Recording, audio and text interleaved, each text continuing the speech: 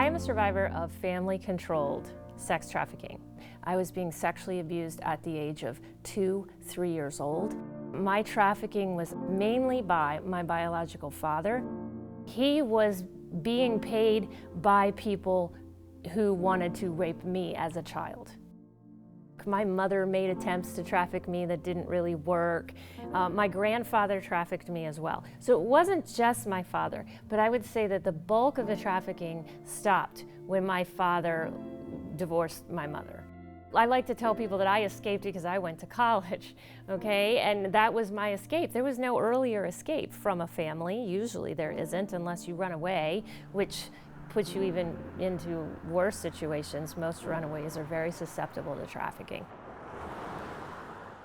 People aren't just trafficking their kids because they're desperate for money in poor households. People are trafficking their kids because they come from families with intergenerational trauma, intergenerational trafficking. They are looking to have power over another being, having the need for those things which helps them to push down their own pain from their own traumatic experiences when they were growing up. I was graduating from high school.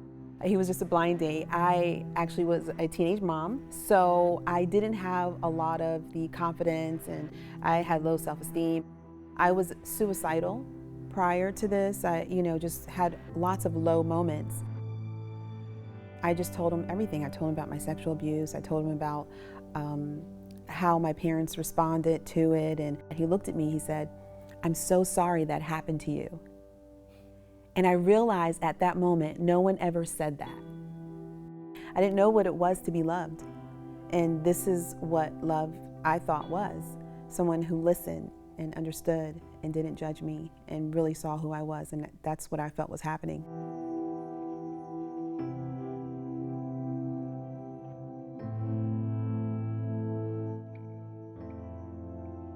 I was desperate.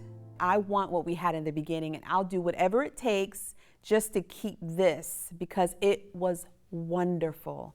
But I didn't have the strength. I felt powerless. I felt voiceless to be able to say no. I was trafficked for about 2 years. We traveled all up and down the East Coast from about New Jersey to Virginia. During the time, I disassociated, and I knew how to do that already because of the sexual abuse when I was younger. I knew how to listen. I was taught how to listen, how to behave, how to perform. I was already groomed, so to speak, for that when I was younger and being sexually abused. The goal is to break the person that they're exploiting, because when you do that, that person will do anything for you. And so he had gotten me to that point where I was totally broken. And so I really had lost my sense of purpose. It was just really a dark, dark place.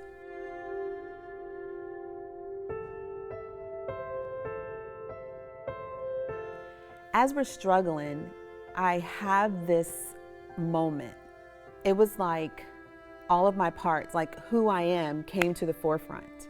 And I remembered that I was a mom. And if I died tonight, my pimp, my trafficker, would have my son, my little guy. I'm like, okay, I scream and I'm like, here, take it, I don't care. And he opens up the door and pushes me out the car. And so I get up and I throw my hands up in the air and I scream, God, help me, because I realize that I have nothing. I don't know where I am. And when I do that, this police officer, he says, "What are you doing out here?" And it startled me because he said it like he knew me. But at that moment, it was that little girl inside who needed a father, an older brother, or someone to say, I care about you, I see you, and you shouldn't be out here. We had night care for kids. And so he was there. I had no way to get to him, and he said to me, "I'll put you on a bus, and promise me you won't come back out. Is it hard to remember? It's easier now because I've gone through a lot of healing and integrating. In the beginning, when I first started telling my story, it was just this one non-moving picture. Yeah. You know, so now, I get to go back into my memories and they're moving again. And that's just, it's like you've lost something and you got it back. And it doesn't matter that it was good or bad, it's mine. And so we lose ourselves when we remove the traumatic experience from our consciousness. And so it requires us to go back and remember and kind of integrate whatever was lost of us in the process. Trauma in childhood creates dissociative defense mechanisms, which is where we literally forget in many instances, or we repress not just the memories but also the emotions associated with it, because as a child it is far too much to handle.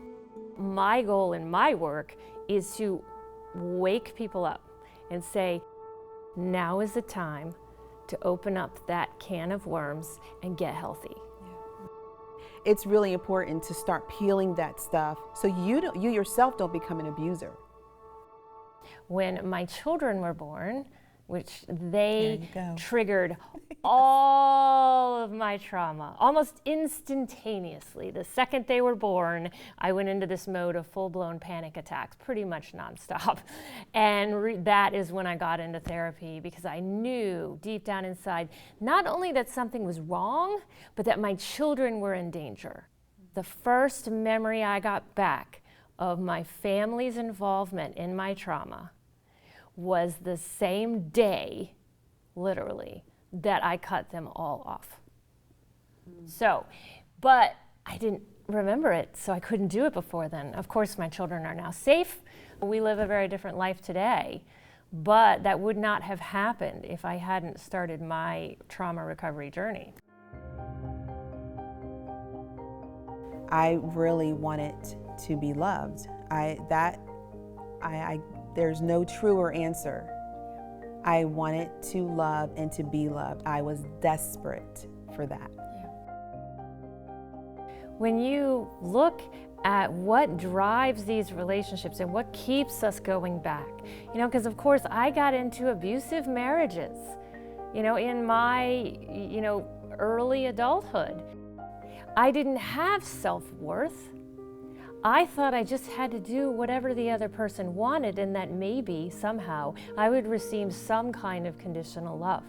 But this idea of wanting love but not feeling worthy of it is the basis for almost all interpersonal abusive situations in the world. And the problem is that pimps, as well as family members in these types of families, know exactly what they're doing. They know how to exploit either a child's or an adult with low self-worth's understanding of love and how they can get it, and they do that. We both are looking at an incredibly deep level of trauma recovery work, and that's really, we both have done that. Yeah. And we both recognize that it's work.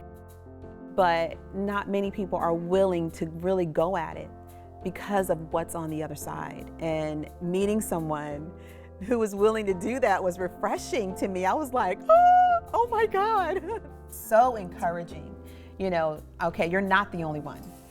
Good. Yes. Let's do this. Yes. And I don't have to do it by myself.